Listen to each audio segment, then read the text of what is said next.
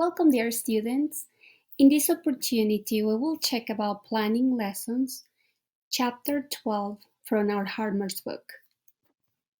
So first of all, let's analyze the reasons for planning. There are different points of view.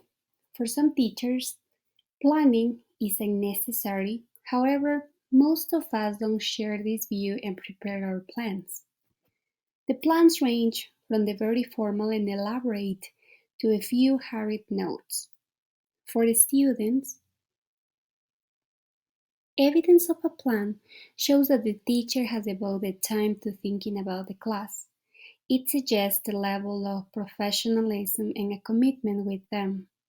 It also shows we care about their learning process. For a teacher, a plan gives the lesson a framework. Good teachers are flexible so they can respond to what happens in the classroom. In the classroom, a plan helps to remind teachers what they intended to do, because sometimes for any reason we get distracted and forget. If this happens, it's easily if we have a plan so we can check and go back to the point we were working with our students. Planning is especially important when a teacher is observed. We can have everything in our heads, however, it's fundamental to give a detailed plan to the observer so this person can have a clear idea of the class.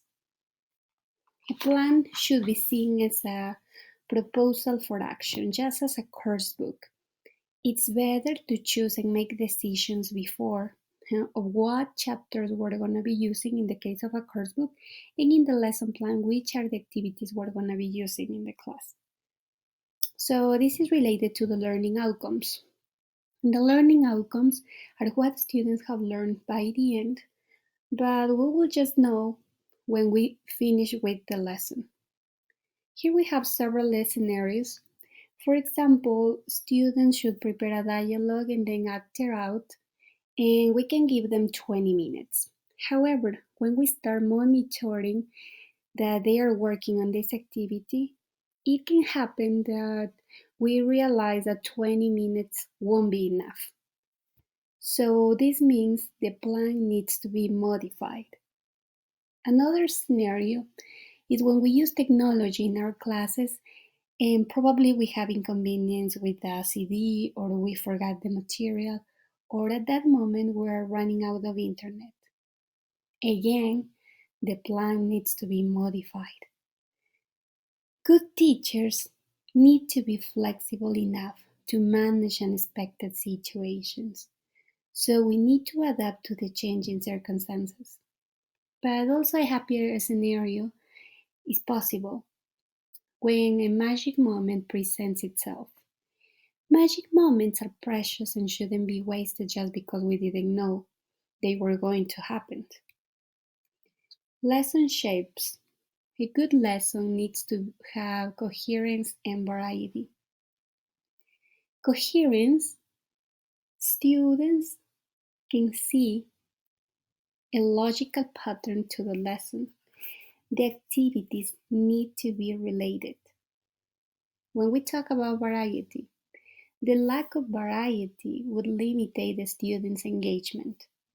In effective lessons, the teacher has thought and is thinking carefully about the balance of the three elements we have checked previously in this course. We have engagement, study, and activation. When we plan, it's important to consider these 7 fundamental questions. First of all, who exactly are the students for this activity? So we should consider students' age, level, cultural background, and individual characteristics such as their learning styles. Then we have what do we want to do and why.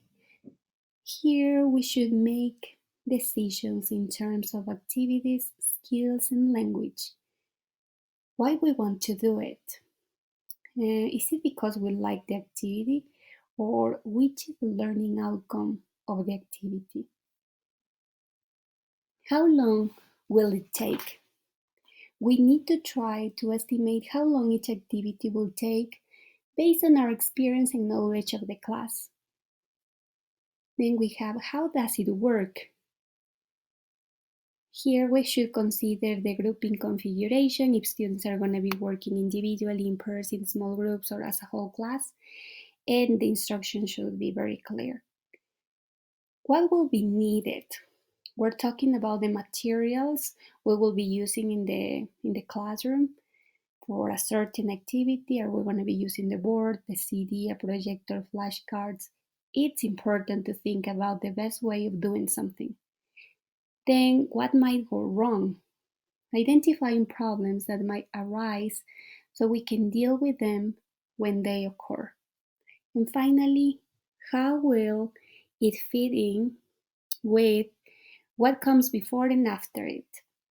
There must be a connection with the previous activity. So we have a variety of plan formats, and the plan format may depend on the personal preferences of trainers or institutions mainly. However, it is fundamental to include the following elements which are closely related to the questions we were checking. So we have the description of the students, aims and objectives, procedures, anticipated problems, extra activities, materials just in case the students finish faster, and the materials to be used in the lesson. As we said, the plan format will depend mainly on the institution we're working. So here we have a model of a plan format of a weekly lesson plan. Then we have planning a sequence of lessons. Students will want to see a coherent pattern of progress or topic linking connection between some topics. So they can see the connection between lessons as well. But also there are two dangers. Predictability, this is when students already know what's going to happen later in the class. This will cause less motivation for them. And then we have sameness. This happens when we use an activity over and over.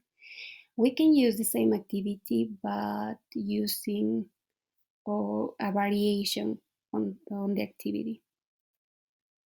After the lesson and before the next. We need to plan future lessons on the basis of what happened in previous classes. Our decision to use an activity more than once will depend on how successful it was the first time we try it.